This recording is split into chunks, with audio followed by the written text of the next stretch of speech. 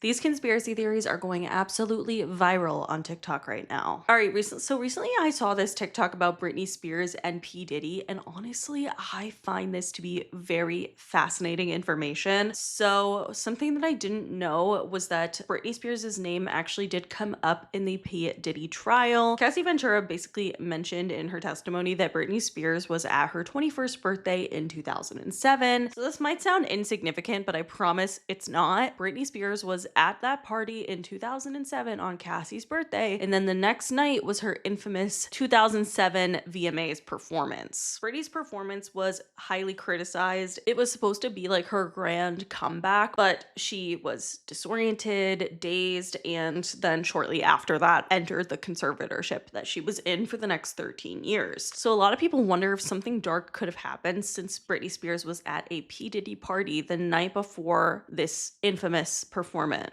Cassie name dropped Britney Spears in the Diddy trial. So Cassie stated that Britney Spears was present at her 21st birthday party in 2007, which just so happened to be the night before the 2007 VMAs. And if you're too young to remember, 2007 VMAs was supposed to be Britney Spears' comeback with her Gimme More performance, but it was infamously known as one of her worst performances. Now, coincidentally, at Cassie's birthday party, TriStar Sports and Entertainment was also present. And if you don't know who they are, their name has been mentioned in the Diddy case several times. One of the times is for them being the overseers of the payments that were wired to Diddy's sex workers. And if you didn't know, they were also one of the hugest people to benefit from Britney Spears' conservatorship. They made $18 million off of her conservatorship. And then fans are looking back at it now, at her performance and how bad it was, thinking, what was said to her that night that made her perform so terribly the next day? Not only that, her hair was infamously horrible. Like her hair, it looked like nobody did anything to it. If you can go back and watch the videos on YouTube.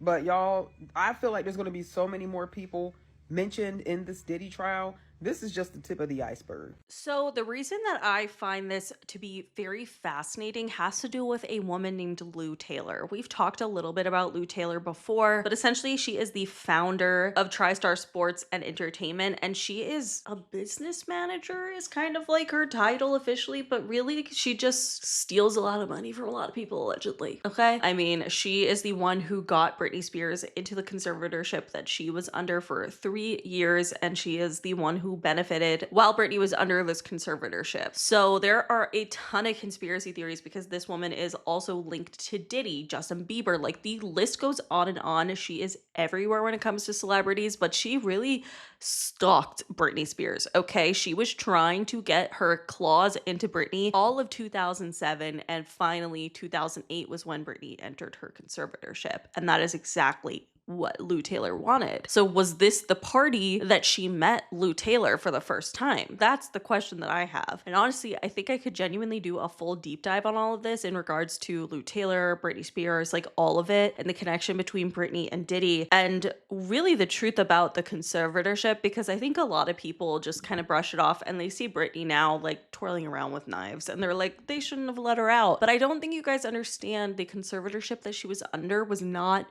ever normal for someone of her capacity. That is for someone who is old and has dementia and like cannot physically make their own life choices. Britney Spears is not a candidate for a conservatorship.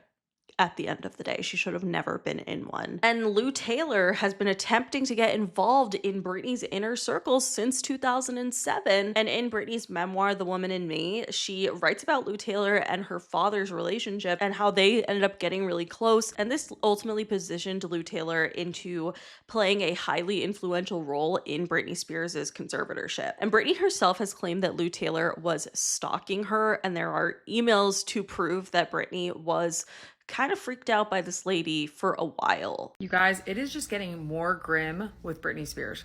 Not only did she call the police the night before her hearing, which I think was probably in order to establish the fact that she wasn't crazy on record, because I think she was probably being threatened before she spoke out publicly. There's a new person we all need to take a look at, and people like Courtney Love and Lindsay Lohan have had issues with this person, and she has been in Britney Spears' life in a very creepy and messed up way. Her name is Lou Taylor. House and Habits Instagram did a great job of breaking it down. I'm going to take you guys through it. So this woman, Lou Taylor, was allegedly a Britney stalker and apparently sought out Jamie Lynn Spears in order to get to Britney. And Lou Taylor is connected to prominent evangelical Christian churches and leaders. So this would appeal to the Spears family background. And in 2009, Lou Taylor closed down Britney Spears' charity and put all of the money into Mercy Ministries, a homophobic organization that practices conversion therapy and performs exorcism on young girls. So apparently Lou Taylor would send weird gifts and creepy mail to Britney Spears, who didn't know of her existence at the time. And she felt that Britney Spears was possessed by an evil gay spirit, and she told her that she led a church that ran conversion therapy. And through allegedly Jamie Lynn, she got near Britney Spears' house and was on the perimeter of the house, throwing salt everywhere and screaming her head off, while Britney remained locked inside and waited for security to escort this woman off her property. You can pause to read the letter that Lou Taylor allegedly wrote Britney. Again, Britney wanted nothing to do with her. And here is a letter Britney allegedly wrote to her lawyer. You can pause to read, saying, how this woman thought she was possessed and she was scaring her and her children and she was being super intrusive. Somehow she weasels herself so into the Spears' life that here she is in a court sketch for Britney Spears' conservatorship hearing. And apparently she made Britney fast and do all these crazy things before the conservatorship happened. And if you think Britney Spears is the only person that's been affected by Lou Taylor, you'd be wrong. She tried to get Lindsay Lohan into a conservatorship, and I'll show you the footage of her dad saying so next. And she also affected Courtney Love, who's been speaking out about her a bunch. And if you don't think Courtney Love is a credible source, she was the first person to really talk about Harvey Weinstein. And so people are alleging that she laundered a bunch of Britney's money. And Michael Lohan said, in Lindsay's life, if Lou Taylor and Larry Rudolph weren't a part of the equation, she wouldn't have had so many issues. And her business manager, her new business manager, Lou Taylor, they're actually trying to put Lindsay in the rehab so they can get a conservatorship over, and Lindsay doesn't even know it. When Lindsay So I find this all to be very interesting. The fact that Lou Taylor tried to allegedly get Lindsay Lohan and Courtney Love both into conservatorships. I mean, you just heard Michael Lohan say it for himself, where she tried to get Lindsay into rehab and then into a conservatorship. And if you're wondering why that is, it's because for over a decade, Britney Spears' estate was completely ran by her family and Lou Taylor's company. So therefore, did she steal money from Britney Spears? I mean, obviously at that point, this is all alleged, but it's looking like the company probably benefited a lot from having Britney Spears in that conservatorship. And I really think this needs to be talked about and deep dived. So let me know if you guys would want a video on that, because I think it'd be really interesting to talk about Britney and her conservatorship and how it's not just her parents. At the end of the day, there were these people in the industry like Lou Taylor behind that were trying to also gain access to Britney's money. And I just find it to be very interesting that she also has these ties to P Diddy and was literally in the P Diddy trial. That's just a little too strange to be a coincidence that two of the biggest conspiracy theories is not even the right word to describe the Free Britney movement and the fact that we found out all the truth about P Diddy, but two of the biggest pop culture questions that ended up being true is the fact that they are both surrounded by this woman is very interesting to me, and I feel like we need a deep dive. If you guys would be into that, let me know. All right, Ariana Grande and Ricky Alvarez are back together, or are they? Is this just the perfect timing? I don't know. So if you guys don't know, Ariana Grande is now allegedly back with her ex, Ricky Alvarez, the one that she licked the donut with. That whole fucking thing. It was a hard time. If you think it was a hard time to be an Ariana stan with Ethan Slater and Ariana, their home wrecking alleged situation, I can promise you it was much harder in 2015 when she licked the damn donut. That was tough. It was. Okay. But nonetheless, it's been speculated over the past couple of weeks while Ariana's been on tour that her and Ricky are back together. So Ricky is actually one of her dancers from the honeymoon tour, and they met and dated in 2015 to 2016, and they have remained friends ever since. I think that's the thing that a lot of people don't get, is that they have been friends the entire time, not super close hanging out all the time, whatever, but they still were in contact with each other. Even though now I know that that's the narrative they are trying to say, is that Ariana and Ricky are together, I kind of think the timing is a little too convenient for Ariana. I said this when Ariana and Ethan's split was announced, because if you guys don't know, that only happened when the Eternal Sunshine tour had commenced and everyone was talking about Ariana's body. Honestly, that's all people were talking about. They were talking about her potential ED. People were showing concern, and all of the sudden everyone stops talking about that because they start talking about the fact that Ariana and Ethan Slater broke up. All of that gets dropped right at the beginning of the tour and right at the center of all of this conversation around Ariana's health. And I find that to be very tactical, because they claim that they had been broken up for months, and why is it coming out right now? Like, they clearly decided to drop that information at that specific time. Is it to cover up the fact that so many people were talking about her health?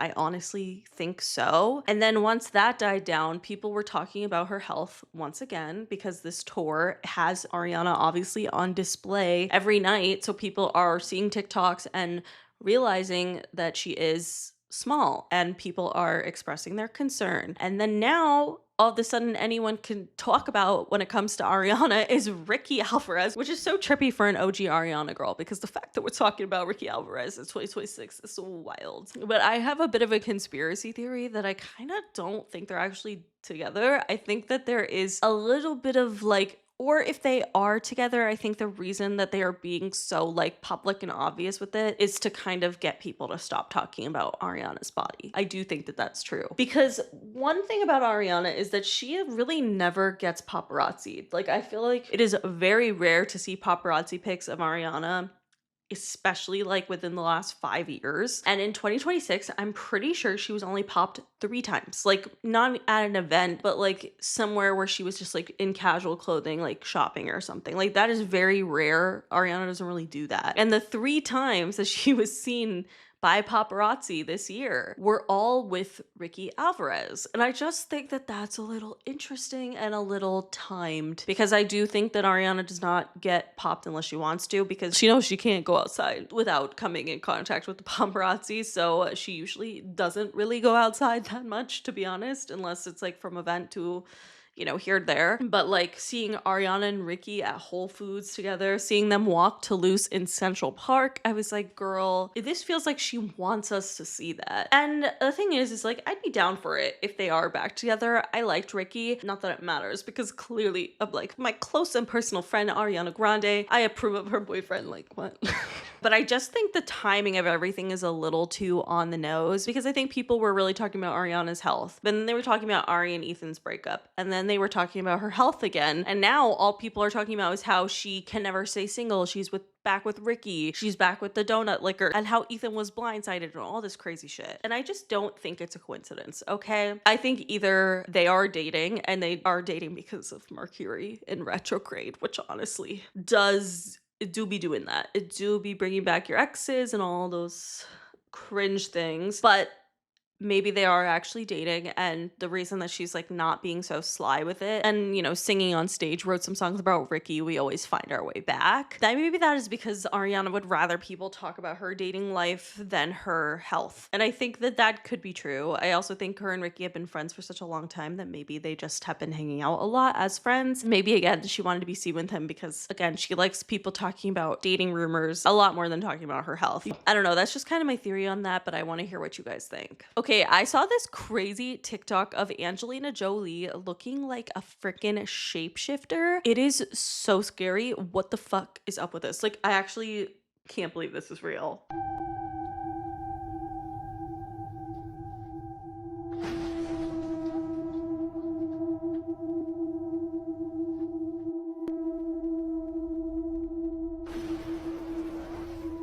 Ew, not that video again.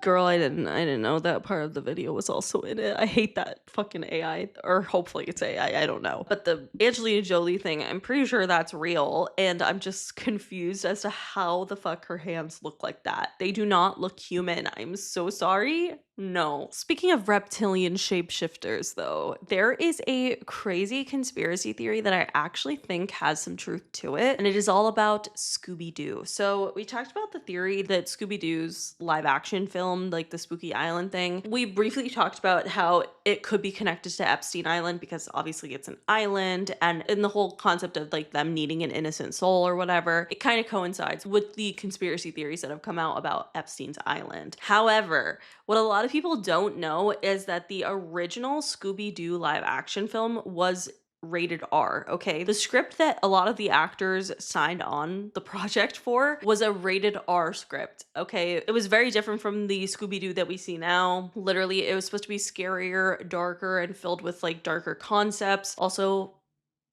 Velma and Daphne were supposed to kiss, and we were honestly robbed of that. We were robbed. But nonetheless, the screenwriter James Gunn actually wrote a very dark script, and it was completely cut out of the final film. But the original script talked about children's sacrifices and demons eating children, and just crazy shit that feels a lot like the things that we've learned about Epstein's Island. The craziest thing about this is the original version is rated R, written by James Gunn, and it's so much darker. I read the entire script and it's insane. So much was cut. They talk about babies in the script, like demons eating babies. The rituals, the sacrifices, the human sacrifices, the child sacrifices, and it just further solidifies that Spooky Island was Epstein Island. And that was the same James Gunn that tweeted this. So, yeah. It's also so much about these students, these young kids being brainwashed to swap their souls, to sell their souls, to swap their souls because they're the most pure and they have the most light. All the imagery, the symbolism, it's so revealing. It's absolutely insane. When these came out, he was canceled for like a minute and then he was like re-welcomed with open arms. Shocker, right? Yeah. A woman can't even criticize misogyny on set without getting canceled, but a man can literally say this and then be just welcomed back with a more successful career than before. So this makes it even more sus. Like, did you know about it because you were part of it? Were you trying to expose it? The biggest thing that they were telling us is the monsters are the humans. That's why when you look at all his tweets, it's just like, make this extra sus. You definitely knew a lot. So many references to roofing. This whole scene was cut out when his soul is taken after she's been roofied, and now she's a demon. Super hot, but a demon. In the original script, Shaggy literally makes a comment like, let's unalive ourselves so they don't get our souls. Like, I don't know if we're getting off this island, which is like, I feel like that's just so on the nose. You know what I mean? I just think it's weird. And also, James Gunn did respond to these allegations, which I found a little interesting the way that he responded. But someone commented, was that before or after you went to Epstein's Island? And he responded saying, some fan disturbing online lies without bothering to check out if they're true. Here's the flight logs. Spoiler, I'm not on them, of course. And it's a link to the flight logs. But those are just people that were on the private jet. That doesn't necessarily mean that they didn't go to the island itself. But I just thought it was kind of interesting that he immediately responded to that, even though it was like such should be considered an outrageous conspiracy theory. But when you look at the movie and what the movie was originally supposed to contain, it kind of makes sense. And honestly, even if James Gunn is telling the truth about never having been to Epstein Island, that doesn't mean that he's never heard these conspiracy theories surrounding it. Being in the industry, obviously, you're going to hear more conspiracy theories. You're going to hear more things that are true about like the Illuminati, even just about celebrity gossip in general. Like, I feel like you learn things when you're in the industry. And so the concept of him hearing about this crazy island where this billionaire lived and this guy would take children here, and there were like stories of reptilian shapeshifters and children's sacrifices and innocent, and like the whole concept of innocent souls being protected so that they could use them as a sacrifice. He could have been told all of that, maybe even thought it was a lie, and decided to make a movie on it. But I just think that it is a little bit too on the nose and too similar to the things that we've been reading about Epstein's Island and the soul swapping and all of that. It is very concerning looking back, which is sad because it's honestly one of my favorite movies. But I really want to hear your guys' thoughts. And speaking of movie conspiracy theories, we got to talk about this Stanley Kubrick one. I've heard the theory about Eyes Wide Shut being made to like expose the industry. But something else that people have been really talking about is the idea that Stanley Kubrick actually the director of the Apollo 11 moon landing.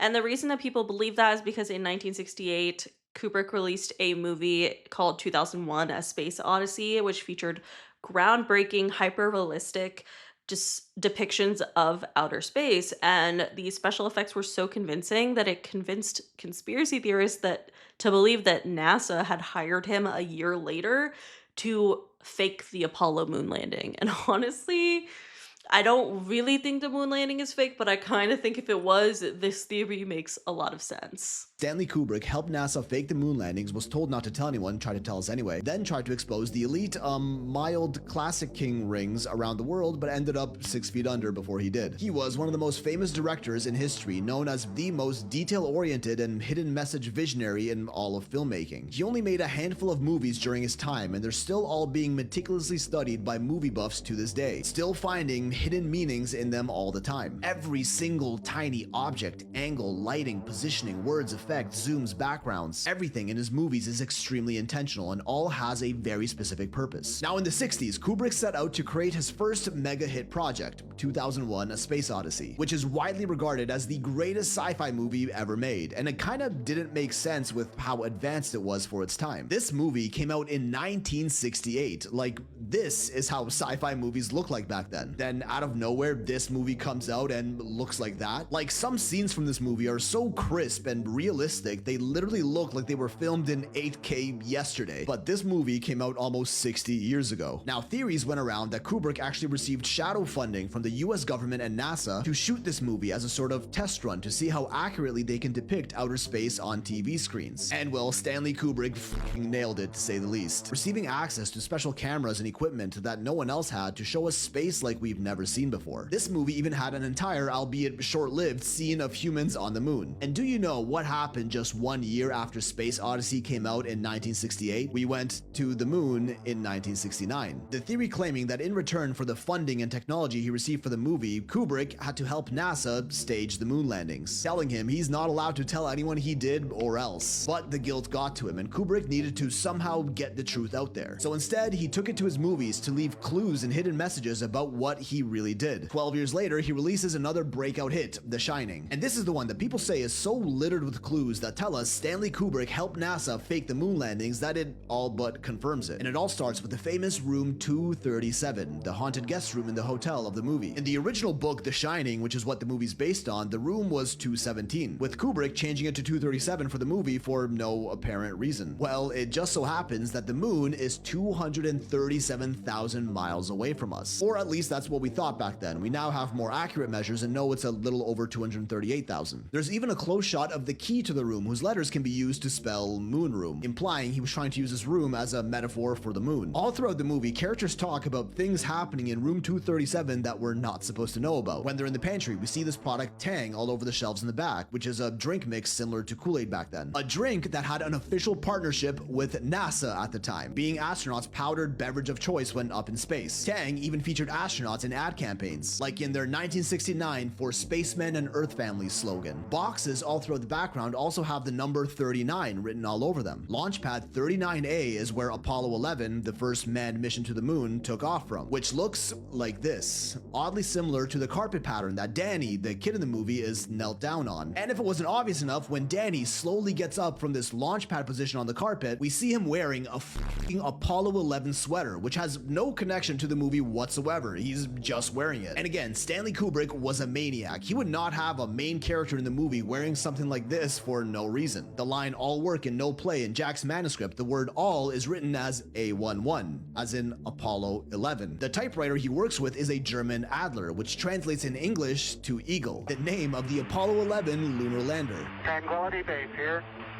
The Eagle has landed. And the famous ghost twins in the movie allegedly represent the 2 failed Gemini missions that preceded Apollo. Then there's just the name of the movie itself, 2001, a year where a lot of stuff went down. But hey, I get it. To the average moviegoer, myself included, these hints and hidden messages just seem like absolutely insane reaches. But the mind of a visionary director is just different. Their attention to detail is everything, and they do want viewers meticulously reading into their art. That's part of film. Which leads us to this picture of Stanley Kubrick walking around the set of 2001: A Space Odyssey, and in the background we see Jolly West, a psychiatric consultant for the CIA back in the 50s and 60s, most notably involved with MK Ultra, where he led government-funded experiments on brainwashing, hypnosis, coercive persuasion, and dosing unsuspecting victims with LSD. Hold up, why is a CIA-funded psychiatrist whose work focused on brainwashing victims on the set of 2001? Well, 3 years after the release of Space Odyssey, Kubrick comes out with Clockwork Orange, which was pretty much a full-blown expose into the CIA's mind control techniques used in MK Ultra, which was classified back then. Stanley Kubrick was flying pretty close to the sun, and we all know what happens to people like that. But then came the final blow, Kubrick's ultimate reveal to the world that got cut out of his final movie ever, Eyes Wide Shut. And I mean, if you want to sleep tonight, probably shouldn't watch the rest of this. In the 90s, Kubrick was working on a movie about secret elite societies, featuring masked gatherings of ultra-rich and powerful performing occult rituals. A movie set in New York City, yet he specifically chose to film it in England, as he knew exactly what he was exposing. After the movie was done filming, during the editing and approval process, apparently the producers cut out up to half of the movie's scenes. Kubrick fought back, insisting to keep these scenes as they were integral to the plot, but the studio execs stood their ground. Rumors being the scenes too closely reflected what actually happens behind closed doors in these elitist circles who own the movie's distribution networks. And literal days before the movie's release in 1999, Kubrick passed away from a sudden heart attack in his sleep. Right. Because that's not even the disturbing part, as the scenes that the studio execs insisted on removing from the movie involved children. I think you can put 2 and 2 together and know what I mean. In the film's most famous scene, where the masked elite rituals are finally revealed, the original cut allegedly had rows of children standing in the background, which were edited in post to be just more robed figures wearing masks, which is what we see today. And what's crazy is that if you watch this movie with this original narrative in mind, the plot and the final reveal almost makes more sense than it does without it. Just like how the final scene of the movie is in a children's toy store, which they kept in the final cut. Stanley Kubrick truly was a mastermind of a director, and I don't think anything he did was an accident. All right, now I'm kind of convinced. Okay? What the fuck? Like, I just think it's weird how many of these little things add up to this conspiracy theory. It's been going on for Stanley Kubrick's entire career, essentially, has been building this conspiracy theory, and all of these little parts that connect together. I think it's true. And it's making me feel insane. Speaking of the moon, apparently there is somebody who recorded the moon with some sort of like new, I don't know, camera or whatever. And there is a demon looking face right like in the moon. And I can't believe that this is real. It's very disturbing. It is February 28th, 29th, 28th, 29th. I have got me a better quality camera to catch this thing in the sky. And holy moly, I am scared. I'm scared, but I'm not gonna trip because I've been catching this thing for a while now. It's very ominous. There he is. There he is. There he is. There he is. It's a huge face, looking right down on us. See if I can zoom in a little bit brighter. There he is. There's the moon. Oh, I lost it. There it is. See if I can get a bigger picture. Is my hand in front of the thing or something?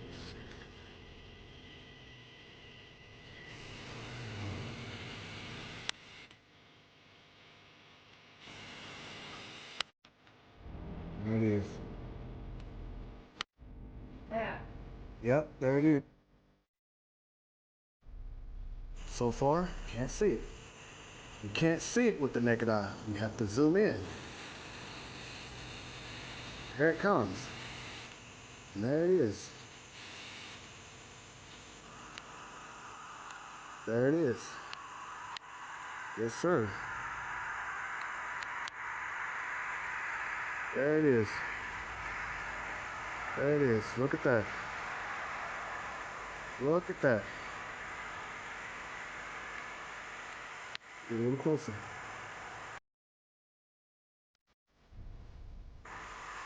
There it is. Place. It is June the 21st. After 11. June 22nd. And it's back out. No, I'm not panicking. I've been seeing this thing for a year, so as my neighbors. Who the fuck is that?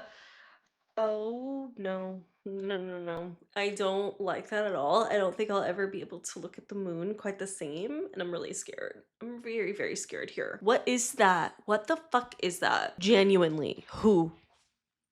I don't like it one bit. I really don't.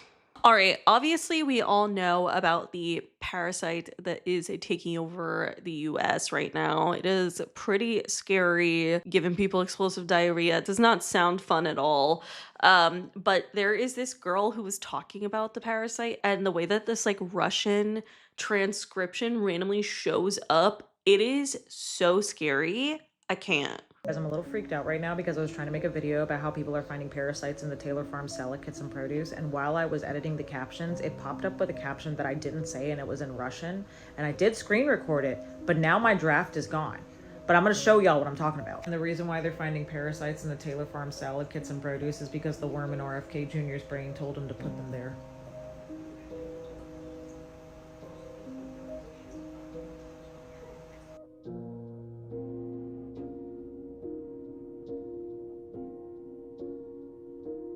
And I know that there's background noise in the part of the caption that's popping up in Russian, but I'm literally watching The Sopranos. So there's absolutely no reason why it should be popping up in Russian because all of this is in English. So like, what the fuck? I really hate that. And it really reminds me of, and I think about this a lot, even though we talked about this like over a month ago. But if you look up Epstein backwards in Russian on Google Translate, okay, you type in Epstein backwards and then you type in Epstein forwards. It translates to Jeffrey Epstein. And then if you type in Epstein and then Nietsp, which is Epstein backwards, it directly translates to Epstein didn't kill himself. What do you fucking mean by that? What do you fucking mean by that? And people who speak Russian are like, that has nothing to do with any of those words. Like, that is very concerning that it says that. Like, what the fuck? And I am very concerned about this. And yes, technically anyone can contribute to a Google Translate, but it is not like Wikipedia where anyone can just change anything. They are heavily cross-checked and examined before being adopted into the main dictionary. And I think that that is really important here because clearly someone working on the inside was trying to give us a message, and I don't like it. I don't like it. Why? What is happening? I'm like really creeped out. All right, the next TikTok I want to talk about has to do with this creepy anonymous TikTok account that basically posted that they know what happened to a missing girl, and they included the coordinates of where to find her. So this has got to be a first, right? An anonymous account is posted here on TikTok what looks to be a confession to an unsolved. This account with no other posts popped up yesterday with a video that looks to be the inside of a cruise ship with a caption that reads, Disney Cruise 2011. I take full accountability for the missing persons case of Rebecca Coriam. You shall discover her at, followed by coordinates. These coordinates lead to the side of a road in South Carolina. I'm going to tell you the story so that you understand why, if that is true. Disney, you are so fucked. Because yes, Rebecca Coriam, even though this person didn't get her name right, even though they feel so guilty, her case is unsolved, and it took place in 2011 on the Disney Wonder. Rebecca was only 24 years old while working as a coordinator for youth activities on Disney Cruise Line ship Disney Wonder. But on March 22nd, 2011, Rebecca did not show up for her shift. So there weren't many places Rebecca could go. They were already on the coast of Mexico. So when she didn't show up for her shift and coworkers started to flag concern, people thought it was going to be a quick search. They were going to find her somewhere. I mean, it's not like people disembarked, she couldn't have gone far. But after hours and still no sign of Rebecca, the U.S. Coast Guard and the Mexican Navy decided to search the surrounding waters in case she had somehow fallen overboard. Still no sign of Rebecca. Now, we do have one video of her the morning that she disappeared, and it's CCTV footage from around 5:45 a.m. Rebecca is on a call and she's looking very distressed. A coworker comes up to her, asks if she's okay. She says she's okay, and then walks away. How is that possible that that is the only CCTV camera on a Disney cruise in 2011? Since they can't find Rebecca, the captain decides, we're going back to Los Angeles, but that is going to take 3 days. But in those 3 days, there is still no sign of Rebecca whatsoever, and all of her belongings in her room seem to be untouched, except for a missing bank card she could have had on her person, right? We'll get back to that in a second. Once the ship docks in Los Angeles, a Bahamian detective meets Rebecca's family. Why a detective from the Bahamas and not the United States? Well, Disney registers their ships in the Bahamas because, God forbid, a company worth $173 billion pay taxes. And that detective spent just 1 day on this investigation, only interviewed a few of Rebecca's coworkers and none of the passengers. Not one. The captain of the ship had the audacity to go up to her parents, apologize, and say that the most likely scenario was that Rebecca was somehow pulled into the ocean by a freak strong wave that came overboard into the pool. This is assuming she was ever at the pool, which we might know if we had CCTV cameras, and scooped her off the cruise ship and into the ocean. Now, I don't know if you've been on a cruise ship before, but when I tell you that cruise ship had to have been sideways for a wave to go over and Moana style swoop her up and into the... What are you talking about? If something like that were to happen, how would no other guests be harmed? How would there be no damage to the furniture around the pool, to the bar area? And wouldn't you, Mr. Captain, know if something insane like that happened? That captain's identity, of course, is still anonymous to this day. So after that one singular day of investigation, Disney decides they're done working on this and want to move on. They were not only dismissive when it came to law enforcement, they straight up refused to disclose any information about where their CCTV cameras are, how many there are, what footage they had, for fear of security concerns. I don't know about you, but I don't know a bigger security concern than your employee disappearing on a ship where there is nowhere to go. But because they were so concerned with maintaining their reputation, their assertion was that Rebecca jumped voluntarily. Or maybe it was the freak wave. We don't know, but she's in the water for sure. And we know this especially because we found a pink flip-flop by the crew wall. See? She jumped. Right. Except the flip-flop they found, which it's a cruise ship, you can go anywhere and probably find a flip-flop. They found a flip-flop with the name and cabin number of another employee on the ship. Could she have borrowed it from that crew member? Maybe, but we'll never know because that crew member was never interviewed. And if you're still like, well, she could have... Just a few weeks after her disappearance, Rebecca's bank alerted her family that someone was trying to access her accounts. Remember when I said her bank card was the only thing missing from her personal belongings? Even her passport was left untouched in her room. And then weeks after that, Rebecca's family discovered that her Facebook password had been changed. Wow, she's doing so much from the grave.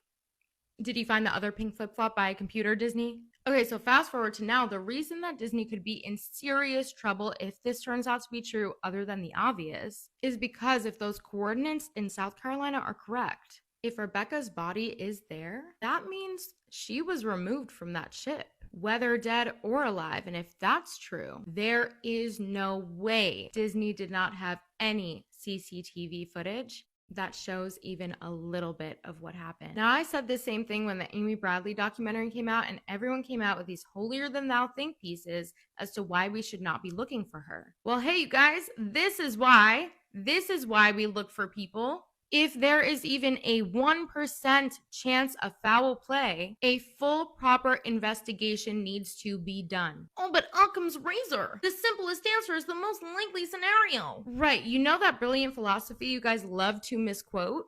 That came from a 14th century Catholic priest. Gee, I can't imagine why a Catholic priest would want to come up with a philosophy that makes people sound stupid when they want to look deeper into something that doesn't make sense instead of just accepting what their leaders are telling them. I swear some of you heard the Occam's razor expression one time by the worst family member you know. And of all things, use it to justify why we should just accept when cops not only neglect evidence, but purposefully ignore it in favor of sitting with major corporations. Like, God, what's an example of like a major business?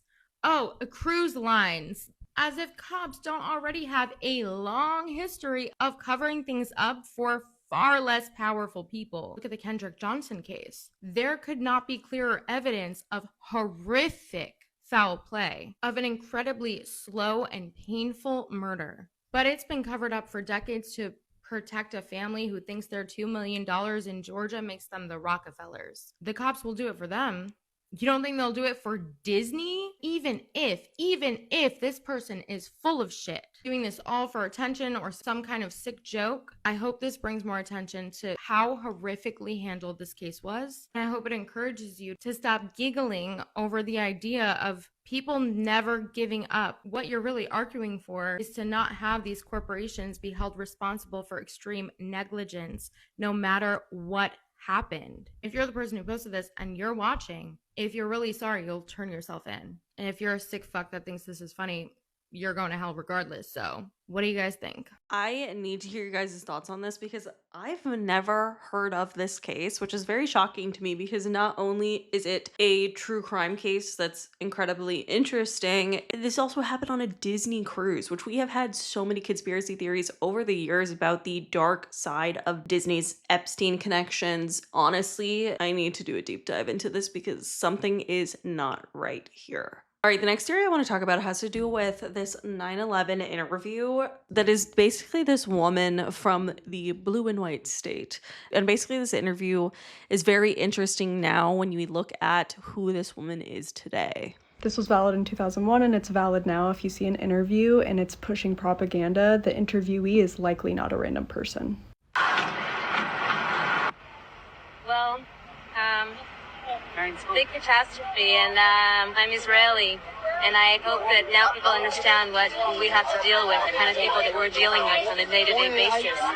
It's just a catastrophe.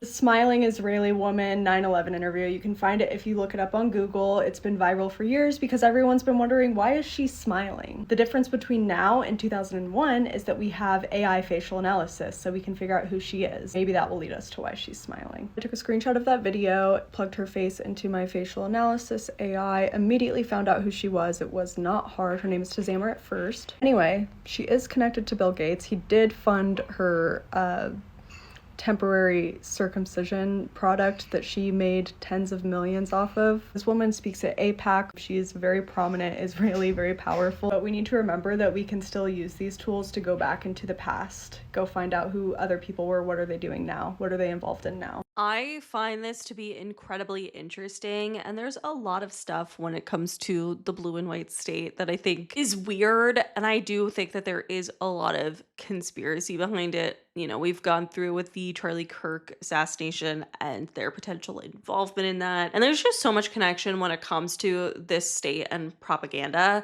And I do think that this is the perfect example of that. And it's pretty fucked up to use a tragedy like 9/11 to use as propaganda. But I want to hear your guys' thoughts. All right, the next theory is something I have been thinking about for a very, very long time. Okay, it is the concept of filler people, also known as NPCs, non-playable characters. And it kind of is all engulfing the overall conspiracy theory that we are living in a simulation.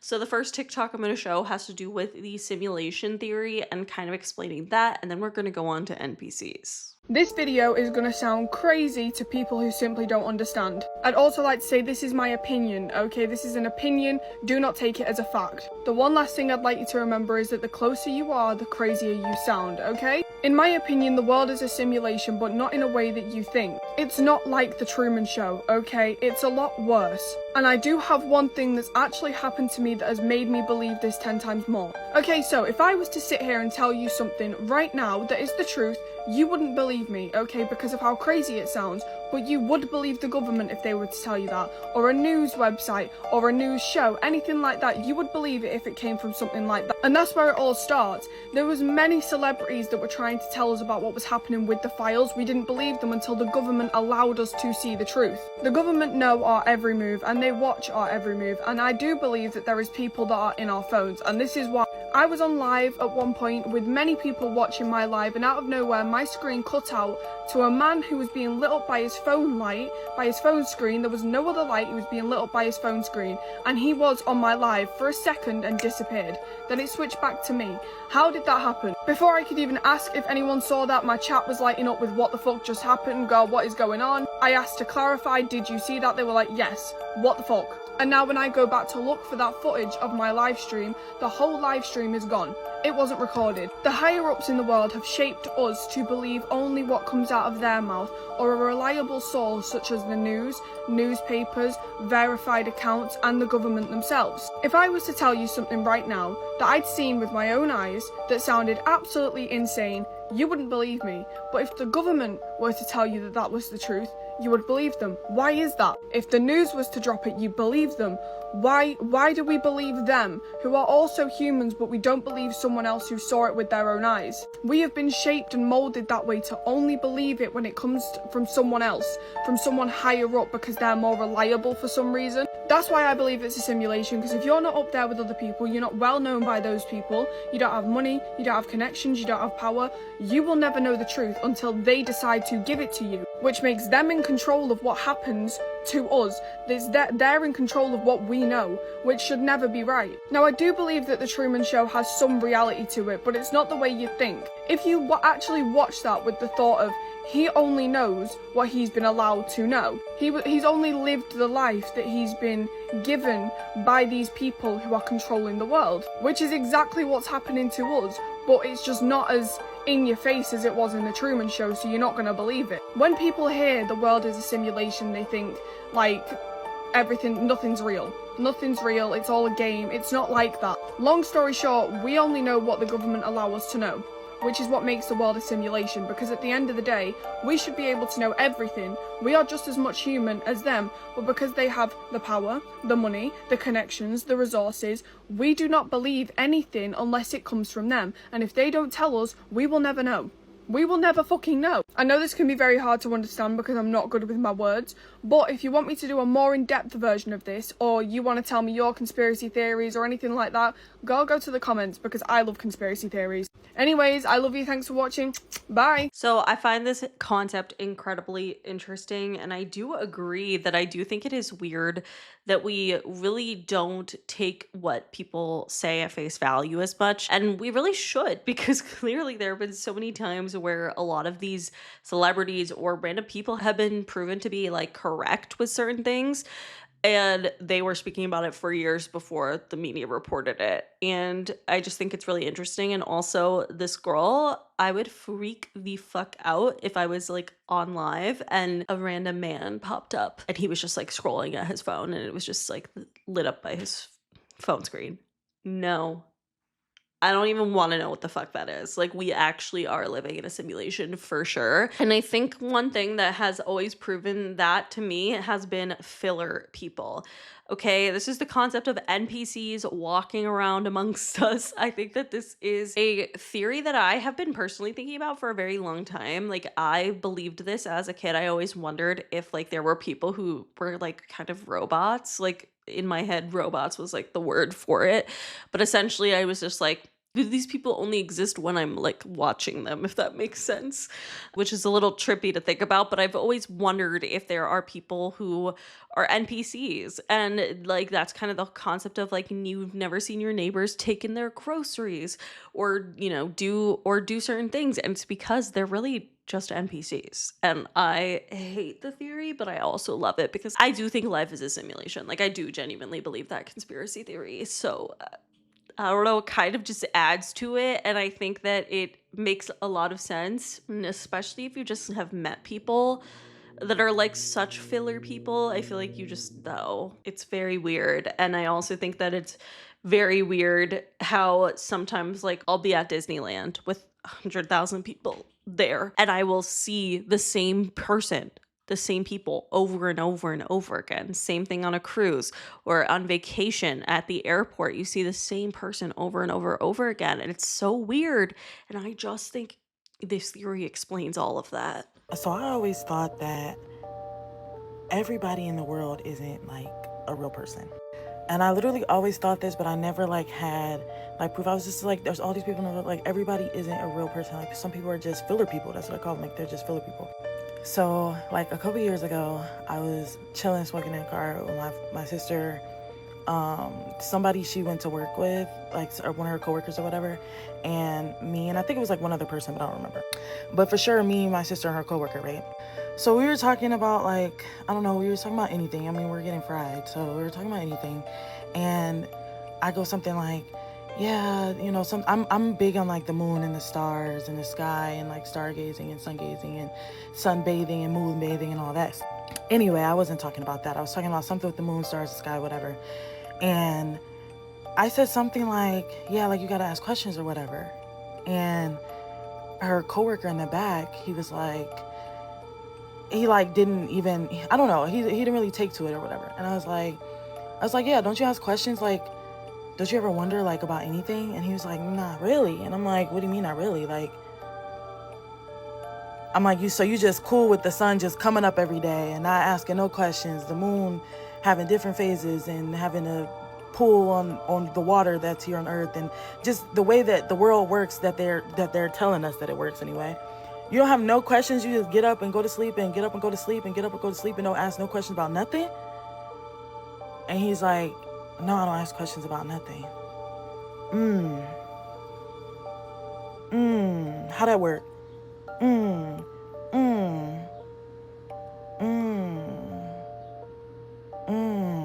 And after that, I was just, you're a filler person instantly. I was just in my head like, that's a filler person, like in the flesh, and now everything he do seem off. Like he was already kind of off.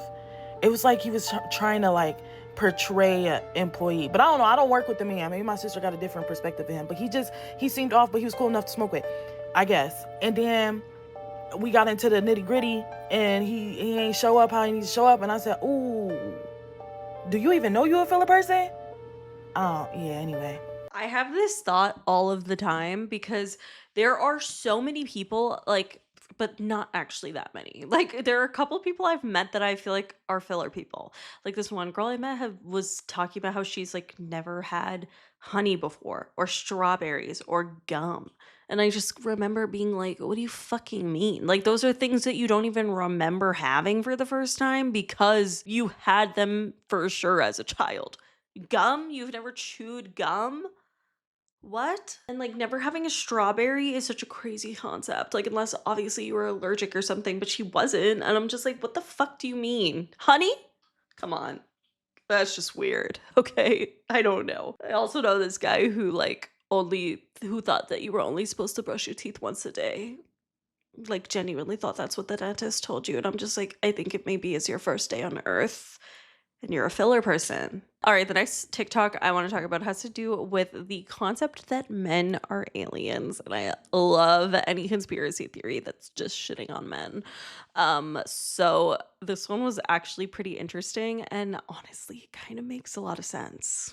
I was trying to record this in a different way, but I'm going to go ahead and just spit it out. Let me give you a list of facts really quickly. Hypothetically, of course. The oldest human bones were found in Africa and were female. According to the government, aliens exist, as in non-human entities also are on Earth. Women can reproduce asexually.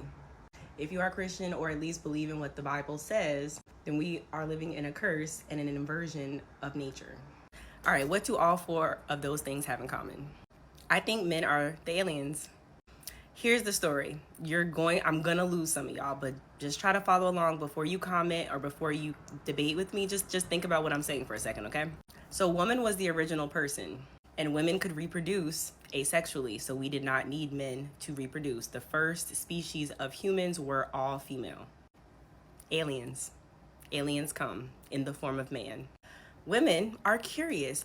We are loving, nurturing, nature-bound individuals. So when we see anything, we took care of the entire Earth, you hear me? So when we see this new entity that looks kind of like us, doesn't really know anything, we're curious. We raise it. We want to, nurture it. Fast forward to the Lilith fact, allegedly. And man overpowers woman and he rapes her. He impregnates her with the first male-female children, Cain and Abel. And we never really mixed that well, right? Like men and women, they used to say all the time that we were from different planets. So in order to keep this matrimony together, what did men have to do? Marriage, slavery, bondage, entrapment, and infiltration. Having babies with aliens created alien human hybrids. So again, women were able to reproduce without men before this time. And of course, we have nurture and love for the things that we give birth to, as well as everything else on earth. So when we had these alien babies, we took care of them like our own. And here's where it's going to get a little crazier. I do think that the female children that were born continued to be human, but the males were something else. That's it. That's the whole theory. I know you guys are gonna want to say all type of stuff.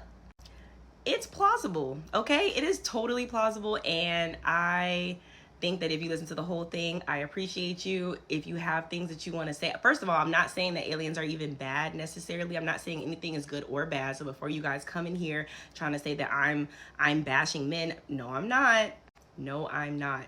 This is just an acute observation of a lot of different theories or a lot of different facts that can come together to make a pretty cohesive story.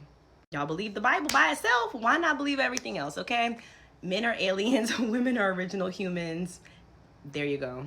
Honestly, like, the facts are kind of adding up here, though. Is she wrong? I don't think so. I kind of believe her. Let me know your guys' thoughts on this, because I kind of love that overall conspiracy theory. I think that's really interesting and funny. And honestly, I just think women are so much more powerful than like they let us believe or try to let us believe. I really do believe that. I do. But let me know your thoughts. All right, the last TikTok I want to show you guys is all about the time loop theory. And this one is a rabbit hole, okay? 26 minutes. That's exactly how long they were gone for, except it felt like 3 hours. I have a deep fascination with glitch in the Matrix stories, and this one specifically has to do with Clinton Road, literally the most haunted road in all of America. This email was sent in last night, and the subject is, I don't think Clinton Road is haunted, I think something else is wrong with it. I'm not gonna pretend I have a clean and tidy explanation, I don't. I just have what I remember and what 2 other people remember differently, and a time gap that none of us can account for. I don't know if this counts as paranormal or something closer to what people call quote-unquote glitch in the Matrix on forums. Maybe it's neither. Maybe it's just a story about 3 people getting turned around on a dark road and building a story out of their own confusion, but I've never been able to shake it, and I don't think that I ever will. This happened October of 2021, a couple weeks before Halloween. My friends and I, for the purpose of the story, we're just gonna call them Daniel and Trevor, had heard about Clinton Road for years, the way everyone in that part of New Jersey eventually does. Depending on who you ask, it's the most haunted road in America. People will talk about the ghost sightings, the strange creatures in the woods, as well as this bridge where you're supposed to toss a coin off into the water below for a little ghost boy who is said to have drowned there. But most notoriously, this place has been known to be a dumping ground for some serial, as well as the mafia. We weren't expecting any of this to be real. Honestly, we just thought it'd be like a fun, creepy drive to do around Halloween. Something to talk to people about at parties. We got to the start of the road just after 9:30 p.m. At first, it felt exactly like you'd imagine. Pitch black, no street lights, no houses, no other cars behind us or in front. My phone had shown full bars with them pulling up to that road, and within maybe 2 minutes,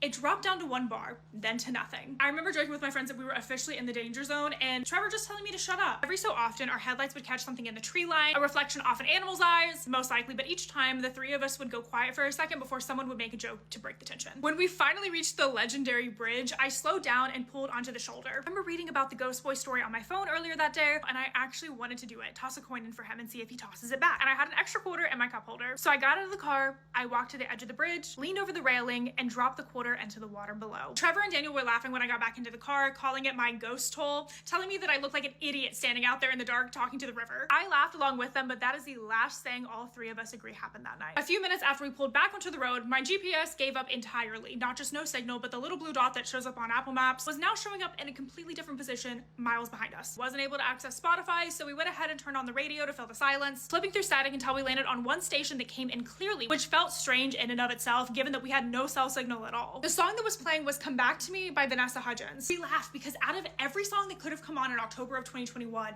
that felt completely random. Oh, I don't even remember the song. What is the song? I forgot about this song. Why? We all badly karaoke the rest of it, as you do with a song that you haven't heard in that many years, but somehow still remembered a lot of it. When the song ended, there was a short pause, maybe 2 seconds of dead air, and then the DJ's voice came back on and said, now here's Vanessa Hudgens with Come Back to Me. Rare aesthetic. You're going down Clinton Road and Vanessa Hudgens starts playing. I guess someone at the station really likes the song. And none of us really thought anything more of it in that moment. Like, this had to have been a glitch or something that would have happened with old radio equipment on a station broadcasting in the literal middle of nowhere. It was around then that I glanced at the dashboard out of habit and read 10:47 p.m. I checked my phone to see how much longer we had until we reached the end of the road, and my phone said 10:53. Daniel checked his phone too, half out of curiosity, and he said 10:49. Trevor was actually wearing an old analog watch from his grandfather, and he glanced down and said that it was 10:45. We laughed for maybe like 30 seconds, making jokes about how none of our devices could agree on anything. It took a second for it to land that this actually didn't make any sense at all. Phones sync to cell towers or GPS satellites for their clocks. They don't just drift independently by minutes at a time. Daniel's phone and my phone were both iPhones, both the same carrier. There was no reason for them to disagree by 6 minutes. No one seemed to have an explanation, so what do you do at that age? You shrug it off. The deeper we drove, the eerier everything felt. We turned down the music. It kind of felt like there was this weird energy pressing against the windows. I can't explain that. We passed an old mailbox on the right side of the road. It was a black metal mailbox with those reflective numbers on the side. I don't know how I saw this with how fast we were going, but they almost seemed to be peeling. Not long after that, we went past a bent guardrail, dented in a way that it looked like it had actually been hit at some point. And maybe a quarter mile past that, we saw a dead deer on the side of the road, half in the brush, and one leg was twisted in a way that made my stomach turn. We didn't say much about it. It was just background scenery on a dark, spooky road. But I kid you not, 20 minutes later, we passed that exact same mailbox. The same guardrail with the same dent, the same deer, and the same position with the same twisted leg, and the exact same order and what felt to be the exact same distance apart. Trevor said out of nowhere, do you think that we're actually lost? Daniel sat up in the passenger seat and said, wait, didn't we already pass this? I told him I thought so too. We spent maybe a minute trying to convince ourselves that Clinton Road probably just had multiple dead deer, multiple beat up guardrails, because that is a real possibility for a road like that. But it was the mailbox that convinced me otherwise. Trevor said again, do you think that we're actually lost? And without even really thinking about it, I said, you already asked me that. He turned around from the back seat and looked at me like I'd said something insane. He said, no, I didn't. And then I got confused because maybe I didn't remember it clearly. The same question, the same tone, maybe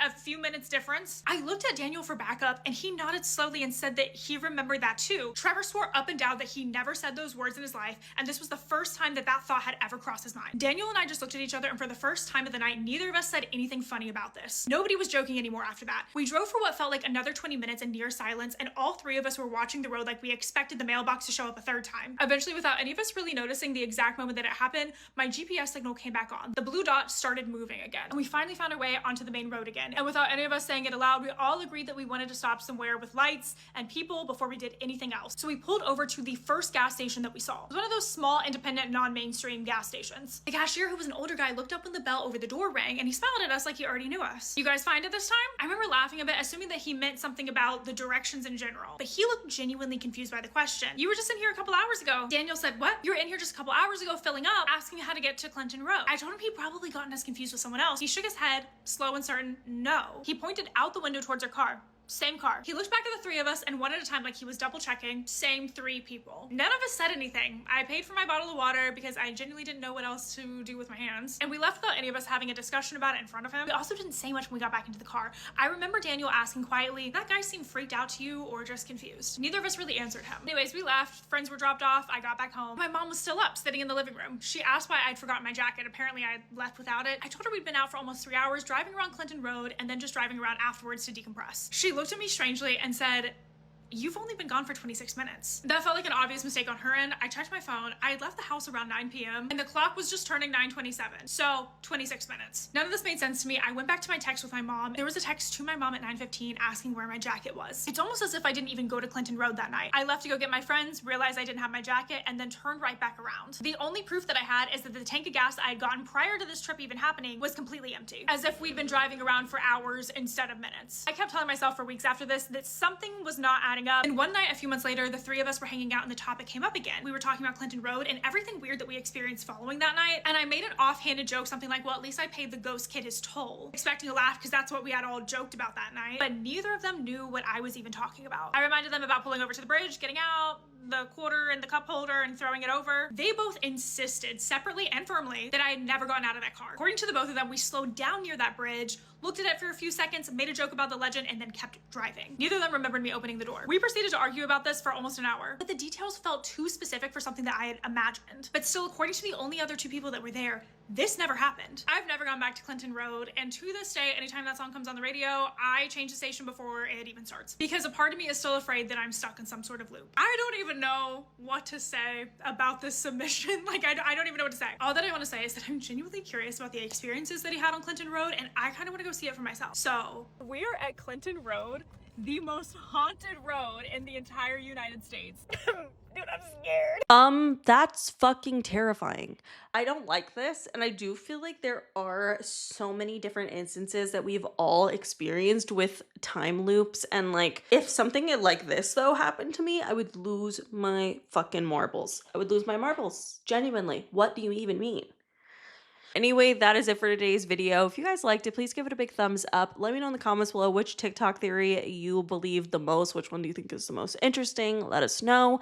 But that is it. Make sure you follow me on TikTok and Instagram and subscribe for new videos every week. And I'll see you guys later. Bye.